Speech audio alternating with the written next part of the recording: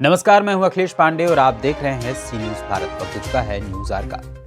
चुनावी सरगर्मियां तेजी पर हैं। हर कोई अपने अपने तरीके से मतदाताओं को लुभाने में लगा है और इसी के चलते रमेश चंद्र मिश्रा को भाजपा शीर्ष नेतृत्व ने एक बार फिर से भरोसा दिखाते हुए जौनपुर के विधानसभा 364 से बदलापुर सीट से प्रत्याशी घोषित किया है।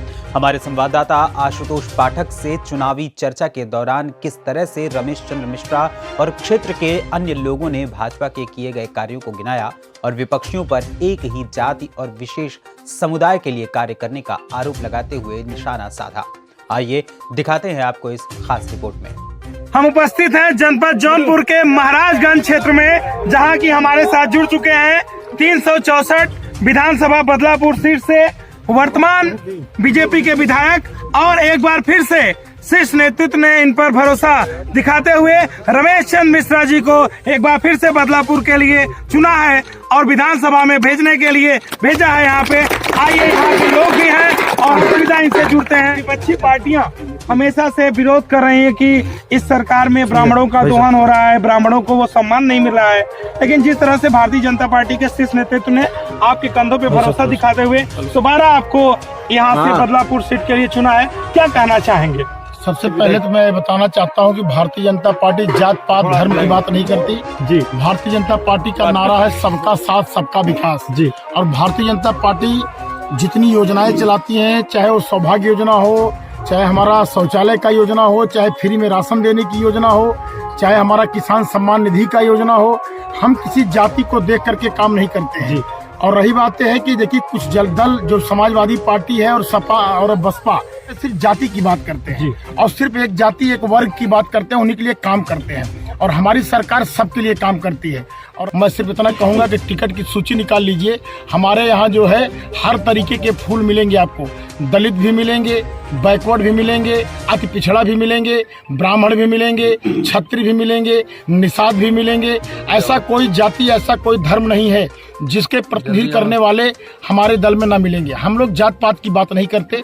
या टिकट पाने के बाद जैसा कि आप मंदिरों में जा रहे हैं, दर्शन पूजन कर रहे हैं, भारतीय जनता पार्टी की सरकार ने सनातन धर्म को एक नई ऊंचाई देने का काम किया है। चाहे वो अयोध्या में राम मंदिर की बात करें, चाहे काशी विश्वनाथ कॉरिडोर की बात करें और चाहे विंध्याचल की बात करें, क्या कहते हैं और यहाँ के लोग क्या कहते हैं, किसकी सरकार बनेगी?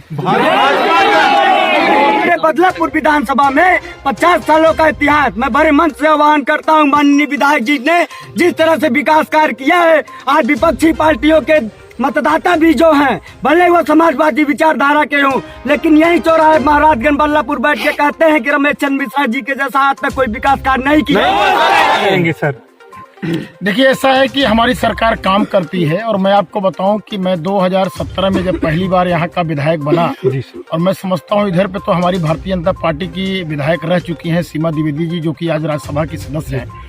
उनके क्षेत्र में तो बहुत काम मुझे देखने को मिला, पुल मिला, पुलिया मिला, सड़क मिला, लेकिन जो बदलापुर का क्षेत्र है वहाँ कभी कमल नहीं खिला था। वहाँ पर हमेशा समाजवादी पार्टी और बहुजन समाज पार्टी की लोग जीते थे और वहाँ पहली बार भारतीय जनता पार्टी की सरकार बनी है। और भारतीय जनता पार्टी का काम देखिए, आज आपके बदलापुर में 8 पुल बन रहे हैं।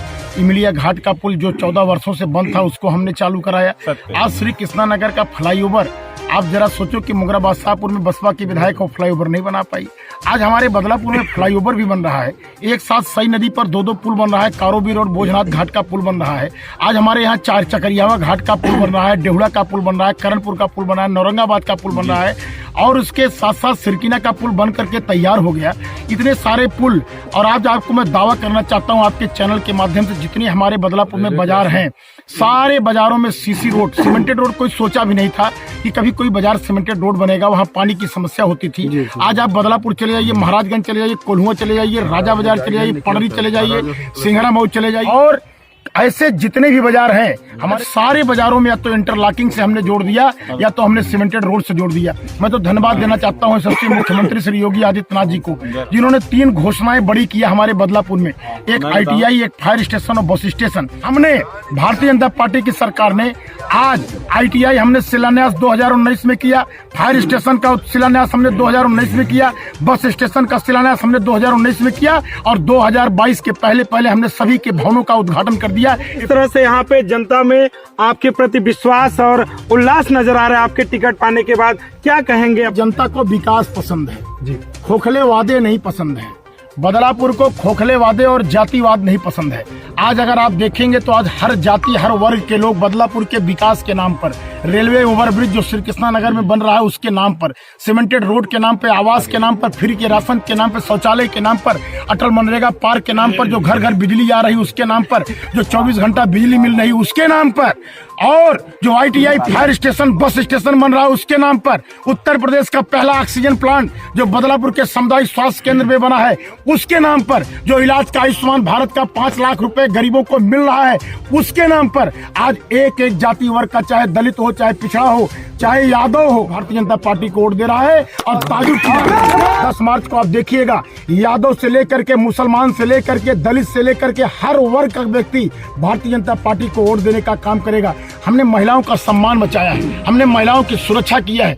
आज इसके पहले मुस्लिम महिलाएं 3 तलाक पे जो है उनका जीवन बदतर हो जाता था, आज भारतीय जनता पार्टी ने 3 तलाक को भी खत्म करने का। नेत्री प्रसाद प्रजापति जिनके ऊपर बलात्कार का आरोप लगा, एक लड़की चिल्लाती रही कि हमको बलात्कार किया है, हमारे साथ शोषण किया है, और आज वो जेल में है।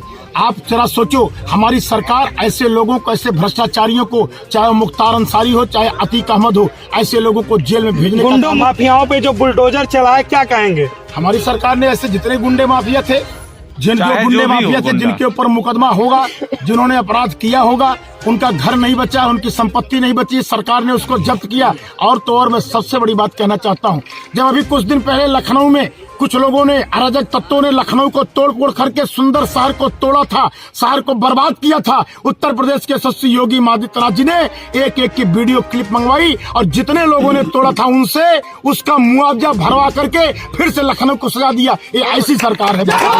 कितनी सीटें लेकर इस पर भारतीय जनता पार्टी 2022 में? देखिए, जो गरीबों का विश्वास दिख रहा है, दलितों का, मजलूमों का, शोषितों का, वंचितों का, किसानों का, मजदूरों का, जो सरकार ने काम किया है, मोदी योगी ने जो काम किया है, आज जनता बोल रही है। और मैं आपको दावे के साथ कह सकता हूं कि भारतीय जनता पार्टी की सरकार 350 के पार। जो राम को लाए हैं उनको लाएंगे, क्या इसी पद पे हैं सभी लोग?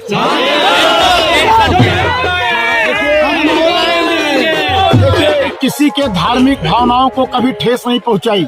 जब से भारतीय जनता पार्टी की सरकार आई है, कोई नहीं बता सकता कहीं कोई दंगा हुआ हो, कहीं किसी मुसलमान को कोई प्रताड़ित किया हो। हमने किसी मस्जिद को नुकसान नहीं पहुंचाने का काम किया। हाँ, जो हमारी सनातन धर्म है, हमारा जो राम मंदिर है, उसको हम दिव्य बनाने का काम कर रहे हैं। जो हमारा काशी विश्वनाथ है, काशी विश्वनाथ अगर आप जाएंगे तो आपको पूरा कायाकल्प मिलेगा। हम तो स्कूल का भी कायाकल्प कर रहे हैं, हम तो गांव का भी कायाकल्प कर रहे हैं, हम तो मंदिरों का भी कायाकल्प कर रहे हैं, हम तो पर्यटन स्थलों का भी कायाकल्प कर रहे हैं। केशव प्रसाद मौर्य डिप्टी सीएम ने कहा कि काशी अभी झांकी है, मथुरा अभी बाकी है, क्या कहना चाहेंगे? उन्होंने एकदम सही कहा। राम मंदिर बन रहा है, काशी विश्वनाथ बन गया, अब तो मथुरा की बाकी है ही। ये थे हमारे साथ रमेश चंद्र मिश्रा जी, बदलापुर से प्रत्याशी है भारतीय जनता पार्टी की, जिन्होंने कहा कि एक बार फिर से 2022 में भारतीय जनता पार्टी की पूर्ण बहुमत से सरकार बनेगी और गुंडों और माफियाओं पर यूं ही बुलडोजर और लगाम लगता रहेगा। बेटियां सुरक्षित रहेंगी, महिलाएं सुरक्षित रहेंगी, पिछड़े जाति के अंतिम पंक्ति में खड़े हुए व्यक्ति तक उन मूलभूत सुविधाओं को पहुंचाया जाएगा जो कि पंडित दीनदयाल का सपना हुआ करता था। सी न्यूज संवाददाता जौनपुर से सी न्यूज संवाददाता आशुतोष पाठक की रिपोर्ट। फिलहाल इस खबर में इतना ही। देश दुनिया की तमाम खबरों के लिए देखते रहें सी न्यूज भारत।